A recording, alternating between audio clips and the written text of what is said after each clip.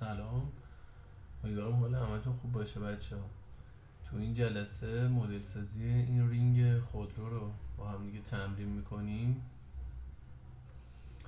نکته خیلی مهمی که مدل سازی این رینگ داره کلیت پوسته ای هستش که این فرم رو تشکیل میده، که شما باز میگم یه کلیتی از این پوسته ای که این رینگ رو تشکیل میده تجسم کنین و بعد بیاین این خطوط و این خلل و فرجی که داخلش هست رو ازش کسر کنین و با دستورهای مختلف لافت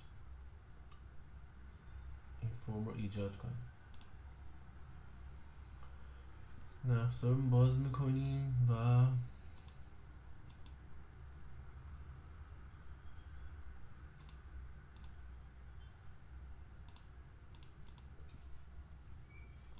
تو نمای روبرومون تصویر این رینگ رو وارد میکنیم.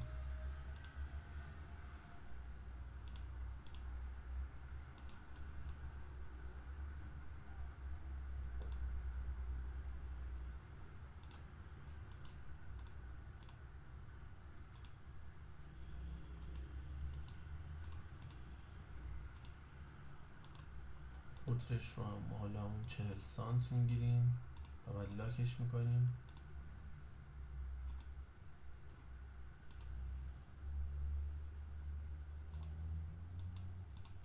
اول از همه یک دایره ترسیم میکنیم که خطوط محیطی این رینگمون مشخص بشه. بعد که این کاری کردیم براش یک سنتر با یک پوینت در نظر میگیریم.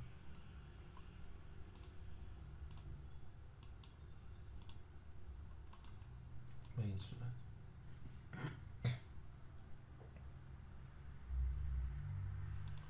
کاری که اینجا ما باید انجام بدیم، ما رو سایه‌ای که حالا تصویر روبرومون داریم، حالا یا نقشه سه‌بعدی که داریم، متوجه میشیم که این قسمت از رینگ ما داخلتر هستش و قسمتی که حالا سایه‌ای نداره و خیلی روشن‌تر هستش توی تصویر قسمت بیرونیش هست. ما میایم یک خطی و یک کروی در نظر میگیریم. حالا میبینین با دو تا کنترل پوینت هم مرکزش قرار دادم. الان دلیلش متوجه میشه.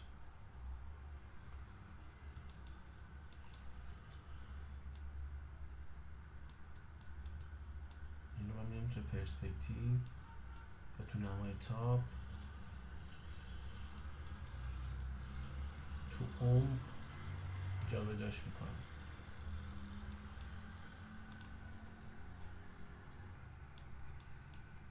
حالا یه نقشه کامل داشته باشین یا رینگ از نمای تاپش نگاه کنین بیشتر متوجه میشه و میتونین خیلی دقیق تر این کار رو انجام بدین. من فقط تکنیک و روشی که برای مدل سازی این هستش انجام دارم.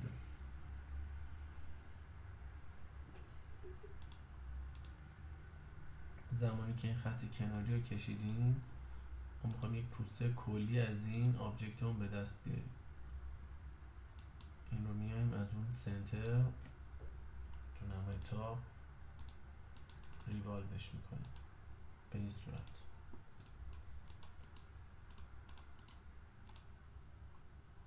میبینی یک پوسته به این شکل من به دست میارم. و بعد میایم توی نمای کنار یا همون نمای روبرو شروع میکنیم این فرم ها رو پیاده سازی کردن.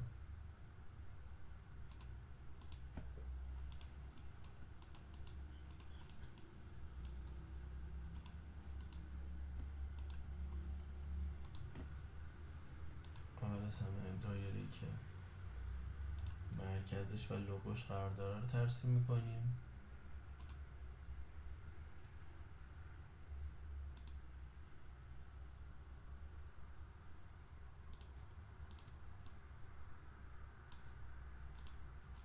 و بعد باقی الگوها رو ترسیم میکنیم و همیشه هم سعی کنین الگویی که خیلی راحت تره رو انتخاب کنین. الگویی که حالا میبینین توی این قسمت هستش و زاویه داره و مورب هستش رو هیچ موقع انتخاب نکنین.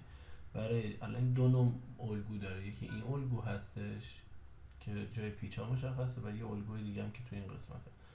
برای ترسیم کردن این فرم این الگو رو انتخاب میکنیم و برای ترسیم کردن این یک فرم این الگو رو انتخاب میکنیم که ما بتونیم خیلی راحت تر ترسیمش کنیم.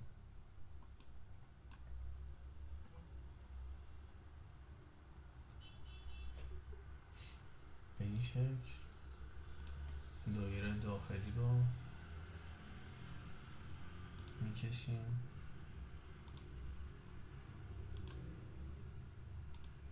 مثلا خطوط کناریش رو ترسیم کنیم.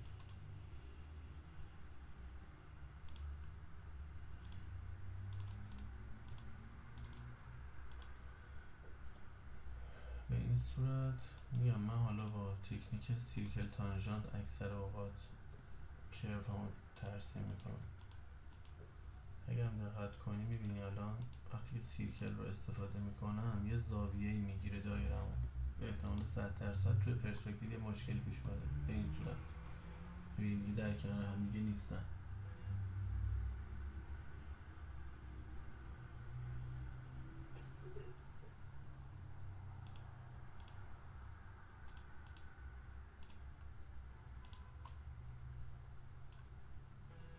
اینا رو با کوردینیت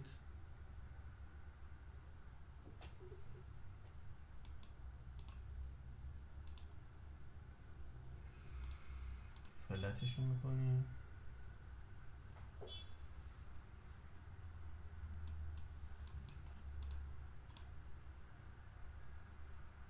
که به قسمت بالا رو هم به همین صورت میکشیم.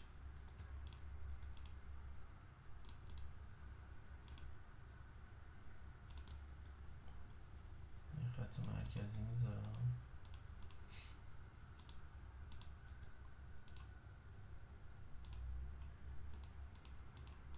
اضافه هاش رو پاک میکنم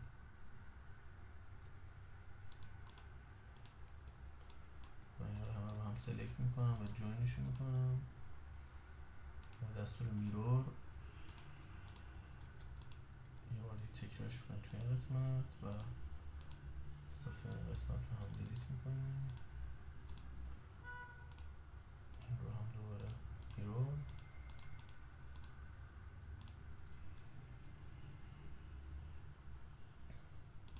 و اضافه های این رو هم همچنین دیلیت میکنم. اولین الگومون رو میکشیم و از مرکز این 5 بار اریش میکنیم.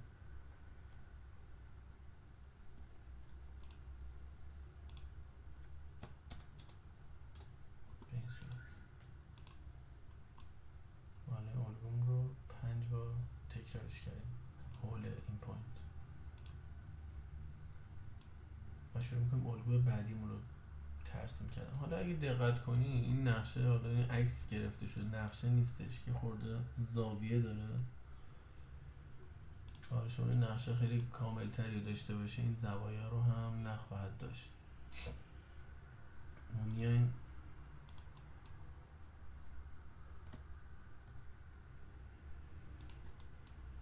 یک الگو رو ترسیم میکنیم.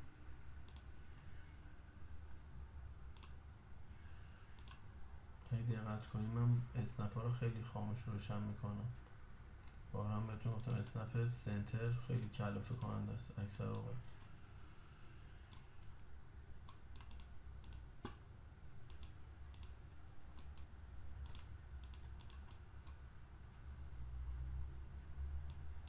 و من سعی میکنم با یه سیرکل تانژانت بکشمش.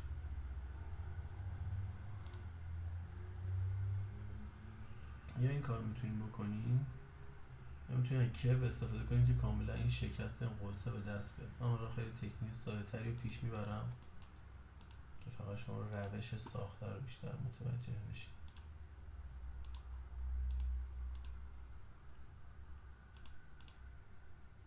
به این صورت از سیرکل تانژانت هم برای کشیدن آرک این قسمت استفاده میکنیم.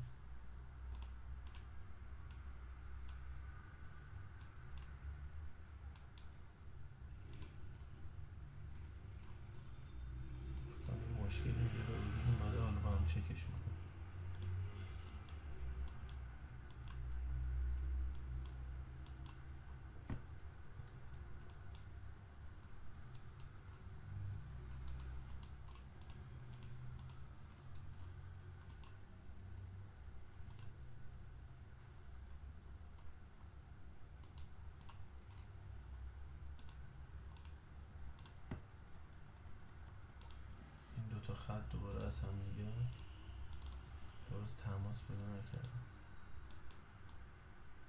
درگیش میکنیم میریم پایین و بعد با هم جوینش میکنیم.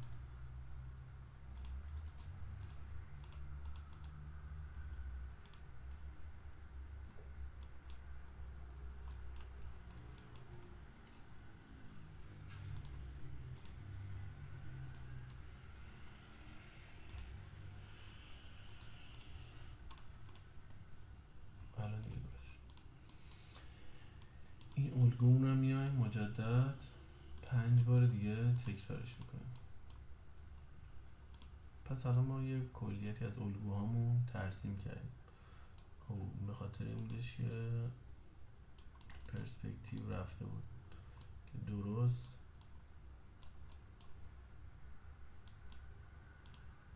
توی محور نبود و اضافات رو قشنگ تریم نمیکرد. پس ما یه خط کناری کشیدیم که الان با دستوری که من فلتش کردم فلت شد. این قوس رو به دست آوردیم و این الگوها. کاری که حالا توی این مرحله میکنیم ما میایم با این خطوطی که ترسیم کردیم توی پرسپکتیو یا نمای روبرو اون سرفیسمون رو برش میدیم.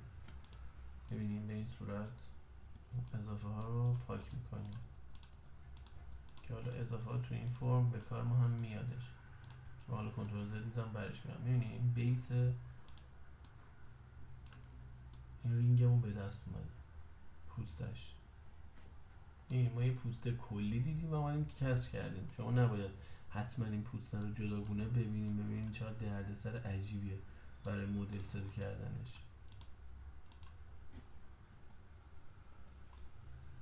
به این صورت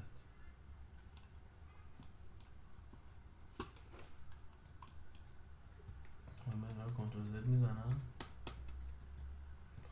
و دو تا از این الگوها رو نگه می‌دارم و بقیه رو دیلیت میکنم و این دو تا پوست رو میام فلتش میکنم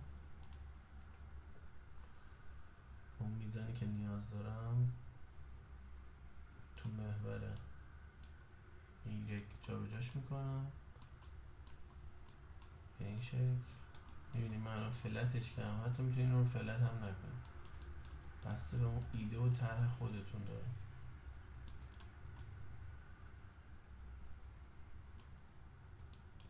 به این صورت یه مقدارم میام تو نمای روبرو اسکیلش میکنم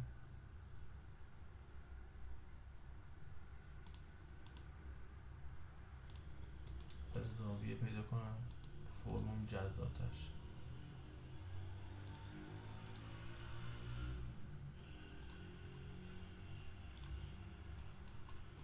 باید با دستور لافت این سرفیس ها رو به همدیگه میرسونمش.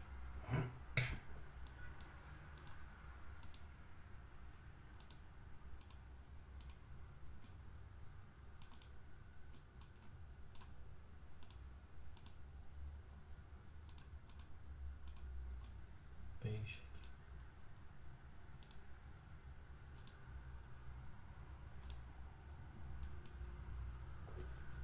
بعد از این خطمون کنترل سی کنترل وی میزنیم و یک بار دیگه الگوی داخلیش رو ترسیم میکنیم.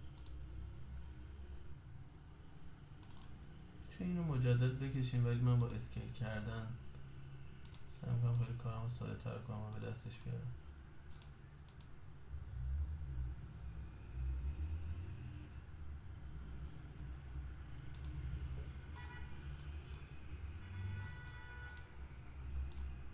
و اینکه الگویی که دیگه کلا اصلا ترسیمش کنیم چون که ربطی به فرم بالامون نداره.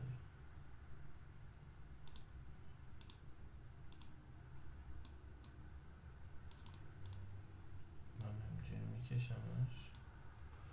پروژکت هم خودم فکر کنم بارها بهتون گفتم که خیلی دقت کنید، مثل خودم دقت نمیکنم، شما خیلی دقت کنید ولی خیلی مهمه. این رو میام مجدد میرورش میکنم به این صورت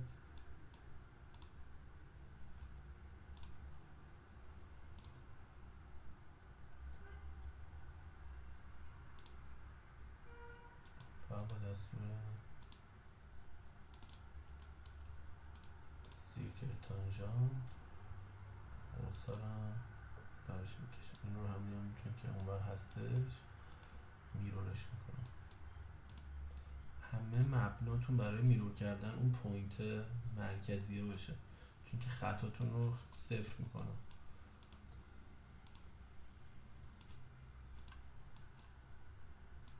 چون گاهی پیش میاد که انقدر مدل پیچیده میشه که داری از جای مختلف میرور میکنیم، بعد میبینی به یه دردسر عجیب میخوری. پس این خط و این خط رو هم من برای کسر کردن باقی مدل هم دارم. یعنی این سرفیس رو انتخاب میکنم، این رو از دلش در میارم و این یکی هم میشه بیز. باز میتونم من دوباره این دوتا سرفیس ها رو نگه دارم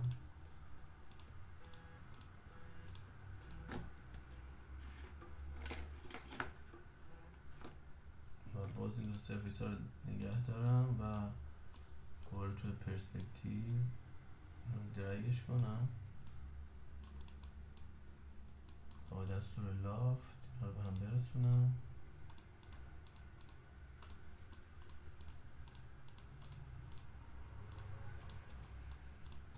و بدون دیگهشون. نکته ای که هستش بچه خیلی دقت نکنین که حتما عین همین مدل رو بسازین. شما برای اینکه خودتون تجربه کسب کنین میتونین الگوهای دیگه رو انتخاب کنین، یا اصلا بهترین تمرین به نظرم مدل سازی ایده های خودتونه، چون که شما صرفا قرار نیست که یک مدل ساز باشین. بیشترتون طراحی شغلتون و حرفتون هم طراحی، همیشه سعی کنین کار خودتون رو مدل کنین و ایده پردازی کنین و طراحی کنین و مدل کنین. به همین شکل واسه من سعی میکنم خیلی آزاد، فری، راحت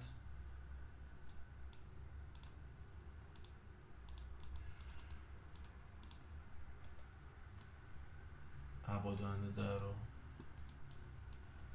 براتون ترسیم کنم که خیلی محدودیت نشه باشین که حتما میگن 3 سانت 4 سانت.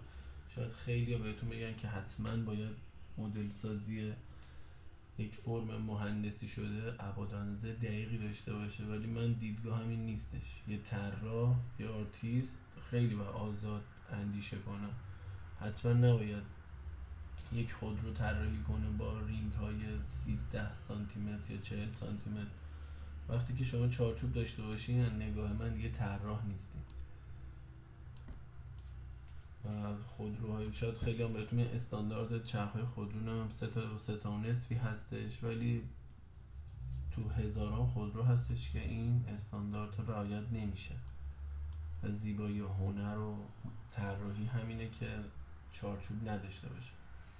شما زمانی که این رو میکشین میبینین اینا رو دیگه با هم دیگه میان جوین میکنین، قسمت پایین هم به همین صورت جوینش میکنیم به این شکل به این شکل و میان از این سنتر تو نمای روبرو 5 بار هر کدومش رو اری میکنیم. این کلیت رینگ ما اینجا به دست اومده. یک فرمی به سمت داخل داره و باقی احجامش هم کشیده شده است. تو این مرحله دیگه کار ما حالا روی کلیت مدل اون تموم شده. ما برای جذابیتش هم میریم تو نمای رایتمون پروژکت فعاله. حالا طبق فرمی که دانلود میکنیم نقشه هایی که داریم میاییم اون رینگتون هم ترسیم میکنیم. من حالا همینطوری براتون میکشم. میبینی یه الگو از نمای کنار میریم دوباره توی پرسپکتیومون حول این سنتر میریم تو نمای رایت اون الگو رو ریوالوش میکنیم که نشد که بشه. بکنم این دقیقا توی مرکز این قرار نگرفته. بعد درگش میکنیم یعنی اینجا و بعد ریوالوش میکنیم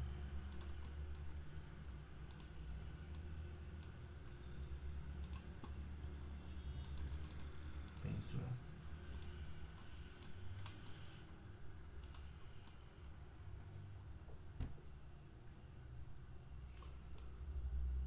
بعد شما میای اینا رو همه با هم دیگه سرفیساتون رو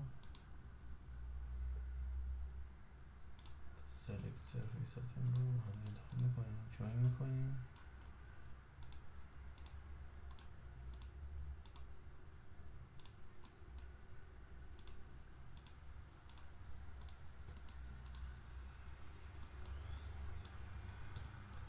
همشم سعی کنید اگه میخوایم فیلت بزنیم کلیت حجمتون رو نگه داریم و بعد بیاین فیلت بزنیم که اگه اشتباهی کردین بتونین دوباره ازش کپی بگیرین و ادیتش کنین. به این شکل. حالا شروع میکنیم فیلت ها رو روش پیاده سازی کردن.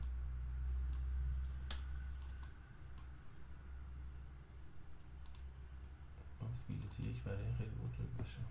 بله. فیلت 2/10 رو برش میزنیم لبه هاش.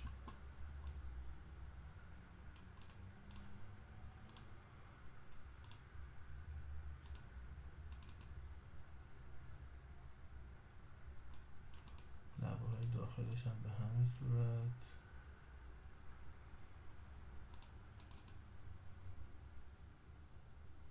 که اگه زیاد باشه میبینی این مشکل پیش میاد که دوتا پوسته میان روی هم دیگه، پس به اینام خیلی دقت کنیم.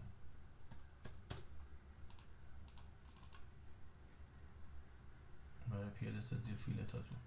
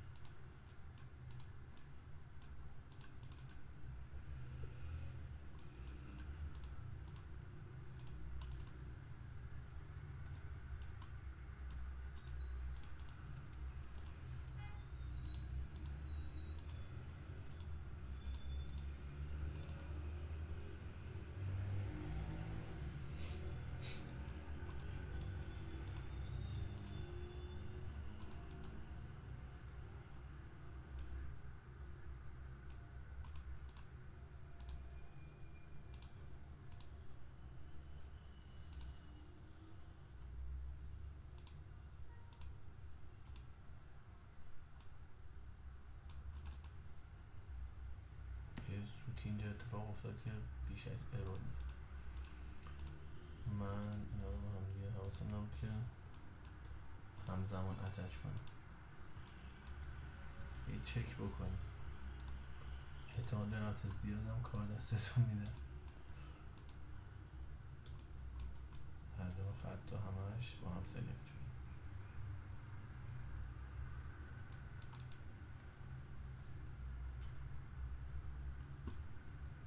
به این شکل. ما تمام فیلت هامون هم پس روش پیاده سازی کردیم.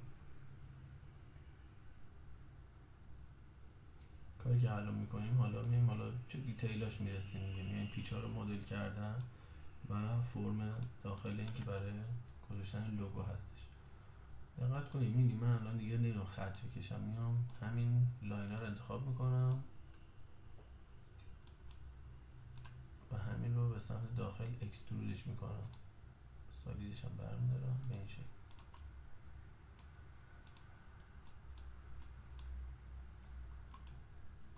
و بعد با هم مجدد جوینش میکنم. فیلت خیلی کوچیکم لبه اینا میدم.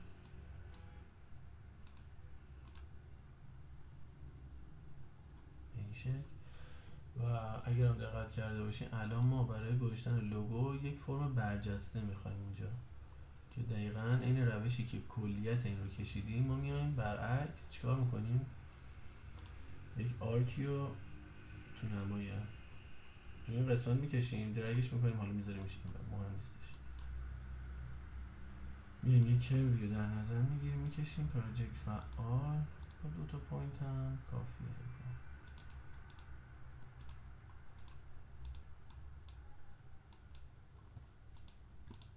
کشیده نشد.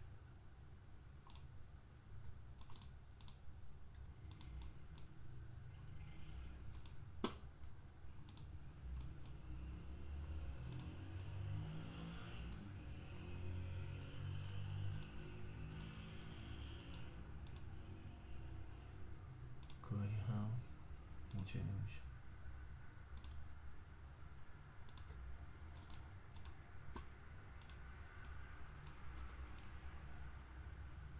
این پوینتمون رو میایم جابجا درگش میکنیم. این قوس خیلی کوچیک براش ایجاد میکنیم به این صورت و بعد میایم حول این پوینت ریوالوش میکنیم.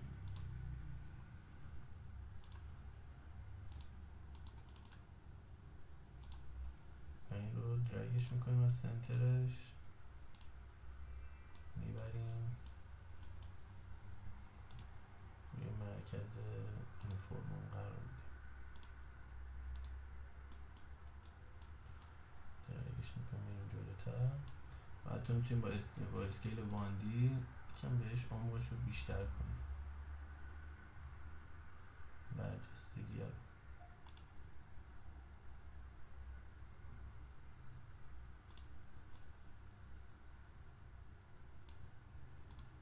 و لبه های این رو هم دوباره اکسترود به سمت داخل میکنیم.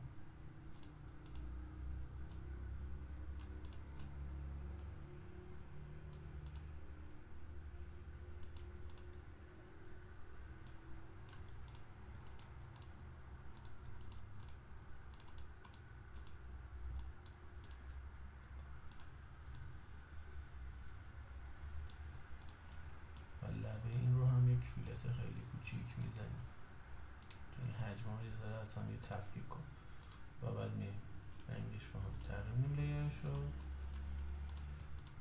و بعد با هم دیگه اکسپورت سلکتدش میکنیم تو دسکتاپ.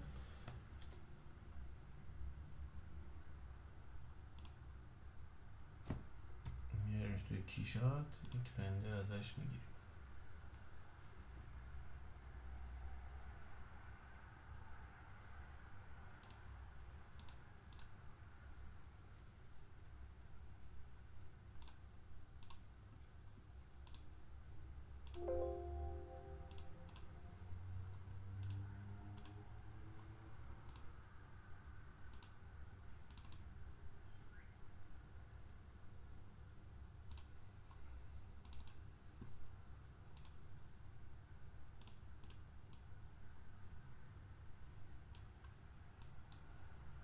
حالا سلیقه شما، هر رنگی که هستش میتونید روش پیاده سازی کنید.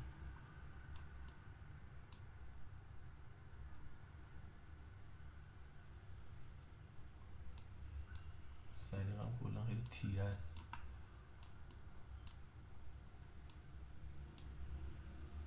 environment رو تغییر میدیم. یا بقیم کامera رو میایم اگزاجرش میکنیم جذاب ترش.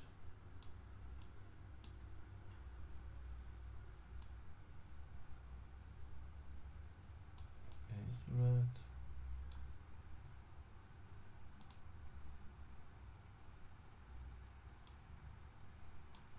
میتونید حتی یک تصویر یه لوگو هم براش بذارید.